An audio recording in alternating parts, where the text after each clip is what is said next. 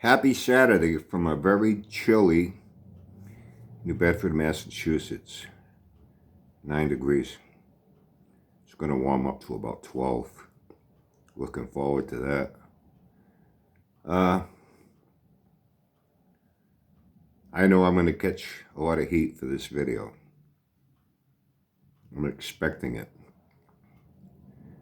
But I'm going to say it anyway. Based on what I've been observing. Oh, and by the way, tonight, I'm already getting ready. It's my Uncle Brian lifter grinder. Yeah, I got a few Uncle Brian lifters going to knuckleheads tonight. The old ladies in the crew. So I have my soda and Uncle Brian lifters. Hey, I have ways of having my fun too, you know. I don't get left out of the party. I know some people will be quick to want to drag their politics into things. You notice I avoid politics and religion. There's a reason for it. Very good way to start an argument. Talk about politics, religion, sports also. You know, and I'm not the type that likes to argue with people. I say what I have to say in various ways. You know, a little bit, or maybe more than a little bit of sarcastic humor, I find works for me. I don't get angry over shit. And I don't argue with people. You know, I read a lot. Some of my favorites, you know, Hemingway, Poe, guy by the name of Dean Koontz, got a book called Velocity, and it has nothing to do with cars. It's a intense, mind-bending thriller. Velocity by Dean Koontz. I'd put it on a recommended reader list. But my all-time favorite, Samuel Clemens, a.k.a. Mark Twain. And he's, you know, he was very profound in his wisdom and his quotes. And one of them that resonates with me has always been, never argue with idiots. They are only capable of attempting to drag you down to their level and beat you with experience and idiocy they have that you don't. So I don't argue with people. I laugh at their sorry asses, say what I have to say. I still say what I have to say, but I don't get what's called, you know, butthurt, you know? Like with some people, they need to go troll people and all that bullshit, you know? So it has to do with people, nothing to do with politics. Even though some people may want to run to politics, you know. Well, it should be fairly apparent by now, I am not very politically correct. To say the least.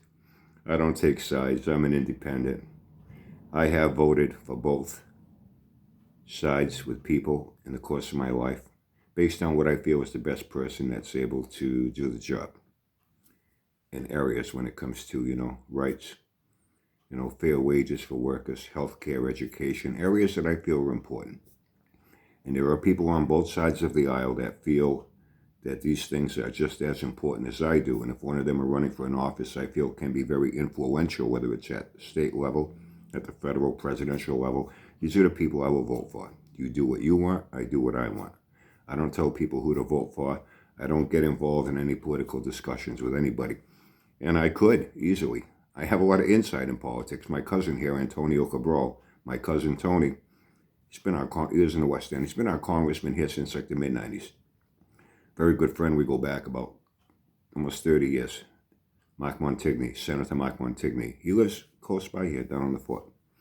You know, and I've just, you know, sometimes I voted against it. You know, when things came up in the state here, that I saw that they weren't really fully supportive of, that I felt was very important. And their opposing candidate felt strongly in these matters. I voted for them. You know, I'm just laying out some groundwork here so you know where I'm coming from. So please keep your politics out of this. I'm talking about people in general. And what I've been seeing lately is everybody, and I mean everybody, these days, well, that's figuratively speaking, not everybody, but a vast growing population in this country of people that are so fucking easily offended by anything these days. You know, I have my few favorite comedians here and there, and I have through the years. I like guys like George Carlin. I even like Andrew Dice Clay, Chris Rock. Never found Seinfeld funny. You ever wonder if the light really goes off when you close your refrigerator door. See, I can't laugh at that shit. I don't know how some people can, but hey, to each their own, as they say, right? I tend to like the rude, vulgar comics a little bit more. Surprise! But I've been hearing a few of them talk lately in interviews, and they're saying, they're finding it very difficult these days to perform. Audiences now, they're all offended at this, offended at that, and it makes me think about how it was when I grew up, and I grew up in a very multicultural neighborhood. Kids I went to school with, black, white, Puerto Rican, Hispanic, Jewish, Polish, French. I'm Portuguese, full-blooded, tu falo português, went by 2 steps in a while, okay? Tu não brincadeiras aqui, no time aqui, time ali. I speak fluent Portuguese. I bet you see, a lot of people know that. I only speak it when I have to. I'm 100% Portuguese, second generation born here. And I spoke mostly Portuguese when I was a kid. I had a great-grandmother when I was a kid. My grandparents, my great-aunts and great-uncles that came over from somewhere from the Azores, St. Michael, the Azorian Islands, somewhere from the continent of Portugal. And a lot of them never spoke a word of English. I spoke Portuguese, around them all the time, Spoke English in school and with my friends and whatnot, my parents. And we all used to fuck with each other. And I think about how if kids today did what we did, what I did growing up with all my friends, I don't know what would happen. I think all hell would break loose, as they say. A lot of nationalities and ethnicities, there's always going to be some sort of a stereotype attached to it. It's going to happen. And we would fuck with each other. We never got offended. We'd laugh. Being Portuguese, the stereotype is Portuguese are kind of dumb, Hey, cabral, heard about the Portuguese secretary that thought her typewriter was pregnant because it skipped a period? I'd fucking laugh. We'd all laugh. Hey, cabral, you know why Jesus wasn't born in Portugal? They couldn't find 3 wise men and a virgin. We'd all laugh. I'd say, oh yeah? The fucking dude was black, fucking Clinton Harris. In high school, he had a big fucking afro. He used to sell weed. He used to hide his joints in his hair. You're walking down the hall. Me and him were real tight for what he is. Hey, C. They called him C. 3 for $5. $2 for a joint. 3 for $5. Give him the money. Reach in his hair, pull out some fucking joints and hand it to them. I go, oh yeah. Hey, Clinton, I like them black loafers. Speaking of black loafers, how's your father? I'm sorry, that was a dirty crack. Speaking of dirty cracks, how's your mother? I'm sorry, man, that was a real low blow. But speaking of low blows, how's your sister? And we would all laugh. Polish kids, hey. You know why Polish names end in ski? Because they can't spell toboggan. You know why Polacks bury their family with their ass sticking out of the grave? So they have a place to park their bike when they bring flowers. How do you get a Puerto Rican girl pregnant? You jerk off on her shoes and let the flies do the rest. You know why only 5,000 Mexicans attacked the Alamo? That's all they could fit in the Chevy van. What's the difference between a Jew and a canoe? Canoes tip. How do you get a Jewish girl to stop having anal sex? You marry her. And I can go on and on. And we all did this with each other. There were no fights. Nobody was offended. Oh yeah, we called it ranking. You want to rank on me, I'll rank on you. You know what's long and hard on a black guy? 3rd grade. You know what I'm saying? So much of, by today's standards, man, there would be fucking riots. You know what I mean? And what brought this on was last night, I haven't dabbled in the Facebook world in a long time. How I'm not a professional YouTuber. This doesn't consume my life. I do what I do to have fun. I take a few minutes here and there. Sometimes I run my mouth for 20 minutes. But I will never do a live stream. I cannot yak on here for an hour or 2 or 3. That ain't going to happen with Uncle Brian. I haven't been on Facebook in quite some time. And I used to go into a few humor groups. Haven't been in them in, I don't know, about a year. I said, fuck it, I'll log in. I went and looked in these humor groups, and all I saw was fucking arguments. All I saw. And there was people arguing over memes and shit that had to do with ethnicity and gay, lesbian, transgender, you name it, shit like that. And I'm looking at these things, and I'm fucking laughing hysterically. I thought it was fucking funny. In the comments, man, it was all out fucking World War III and fucking comment thread arguments. Oh, I'm offended. I'm offended. What the fuck's wrong with people today? Seriously, everybody is so fucking offended. I think I could probably jump on Facebook and make fun of myself, and that would offend people. You know what I'm saying? Really, what the fuck is wrong with people today? Everybody is so fucking offended over something. You know what I mean? I don't know about you, but I miss my Aunt Jemima pancakes. I really do. That lady knew her shit, man. You know? First they went after Aunt Jemima. Now, they went after her husband, Uncle Ben, too. You know what I'm saying? What's the fucking problem? You know? But apparently it's a problem for some people. Everything these days seems to be a problem for some people, no matter what it is, what the subject matter is. Some people are afraid to speak their mind. It's going to offend somebody. You know, I find this reluctance to want to offend people has led to silencing a lot of people to where now they're too afraid to just say the truth about things. In my case, I don't give a fuck who's offended or not. I think you know that by now as well. But I see a lot of things in society in general. Well, you got to be careful what you're saying around him. You know what happened to me one time? When things were getting all real hot and heavy over the George Floyd thing, you know, I said something on here about it at the time. Man, did I catch holy hell, as they say. You know, I'll say it again. What happened was wrong. Dead fucking wrong. There was no reason to have him down that long. You got 3 cops on him. You got his hands behind his back. Cuff him, get him in a car. Get him booked, get him in court. And throw his ass in fucking jail for a long time, the way it should have already been in jail for a long time. They don't want to talk about how he skated, too, several times. Serious violent crimes, even home invasions, holding a gun to a pregnant woman's stomach while his friends ransacked her house and robbed her. Multiple gun drug charges.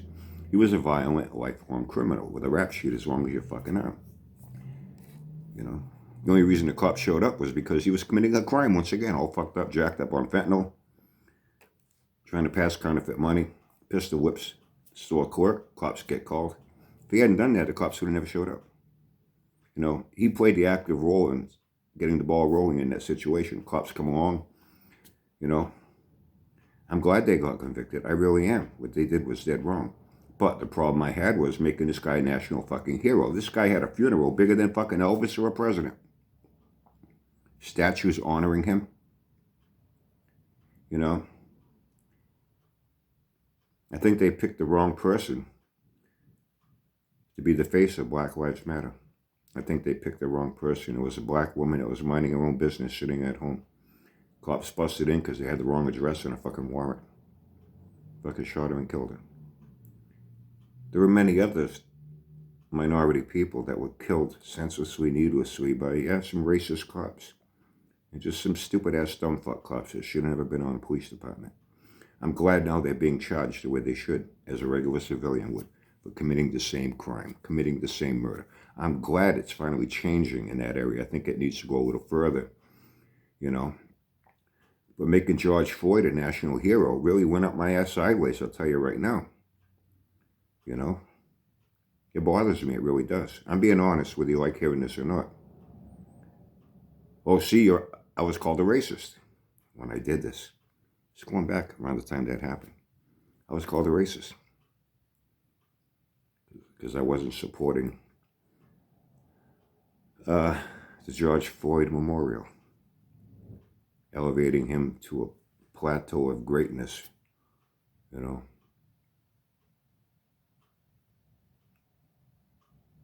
I was called a racist. I was able to look at the situation as I do now. I looked at it then. A lot of things didn't have to happen. But now when we've made career criminals heroes, in spite of the circumstances, you know my stand on that. Let's be very clear. I am not supporting bad cops in the least. I'm glad they're getting what they deserve. I heard that cop too, that Chauvin, the one that's doing a lot of time in prison. Whether he got stabbed in prison or some shit like that, good. Good enough. Good enough. You deserve to be in fucking prison. You know? Sometimes people get what they deserve now. Are any white people going to fucking attack me now and get offended because I said this white cop that was a fucking racist, is a fucking racist? Sitting in prison, he got what he deserved. I wonder how many white people now are going to call me, a racist. They won't. That's the thing. That's the thing. See the George Floyd? I won't even say he got what he deserved because he didn't deserve that. But he deserved to be in that situation he put himself in by once again going out, committing another crime, being high on drugs. And I know all the talk about couldn't breathe. Well, he had quite a bit of fentanyl in his system. That alone, even if cops had attacked him, he could have fucking stroked out and had a fucking heart attack anyway and died. Or fucking overdosed.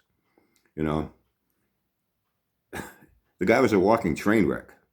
The guy was not going to live very long just by his own lifestyle and his own behavior. He was going to die anyway. Or maybe he was going to run into another fucking thug like him. They had a gun one of these days. And he'd get killed by another black dude. Black on black crime, you can't talk about that shit. I got into this too. Man, I got attacked like you would not believe. Black on black crime in this country is rampant. Every weekend in this country, between Los Angeles, Chicago, Boston, St. Louis, major cities in this country, every weekend there are at least 30 plus. I'm being very, very minimal here. At least 30 young black men killed at the hands of other young black men. Where's Black Lives Matter? Why aren't Jesse Jackson and Al Sharpton out patrolling neighborhoods? We got to stop this. They're killing our young black men. We got to stop this. Shh, quiet as a fucking church mouse. You know why? A white cop isn't involved. You have no problem with black on black killings routinely in big numbers in this country. In big numbers. Shh, don't talk about that. You mentioned that and now you're a racist. I was called a racist for saying this. When do Black Lives Matter? Only when a white person's involved? The way I see it, I think all black lives matter, regardless of who the criminal is, no matter who the killer is. Every black life should matter, regardless of who the person is that killed him, regardless of what color they are, regardless of their sexual orientation, regardless of all these other areas. They either matter or they don't. But I find these groups that pop up, they're being very selective in, who the victims are. And they can only call themselves a victim when a white person is involved. Black on black crime, black on black murder. Can't talk about it. You cannot talk about it. You get labeled a racist.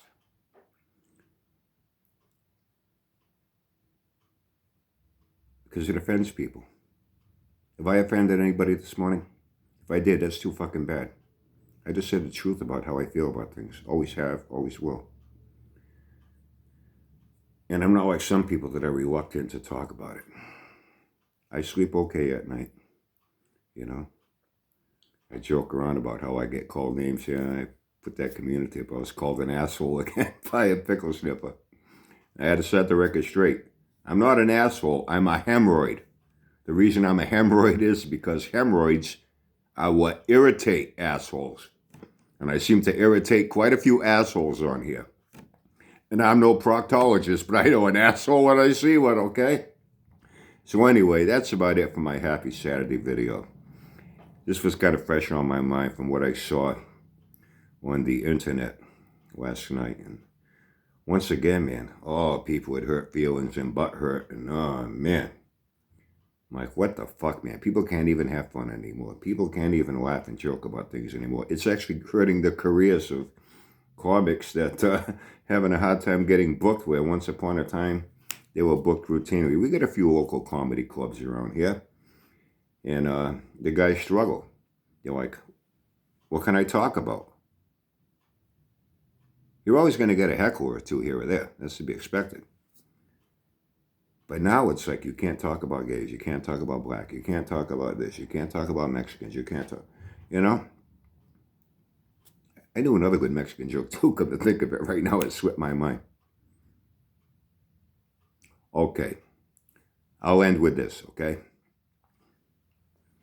A Texan walks into a gun store. He says, "Want to buy me a handgun?" Store owner says, "What kind of handgun are you looking for?" He says, "I want me one of them 44 Magnums like Clint Eastwood had in Dirty Harry." Gun store owner says, "Man, that's a big fucking gun. What are you planning on shooting with that thing?" Texan goes, "I'm going to go shoot me some cans." Gun store owner says, "Cans?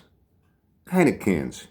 Texan goes, "Africans, Mexicans, Puerto Ricans, Dominicans. Have a great Saturday. Have fun and stay safe."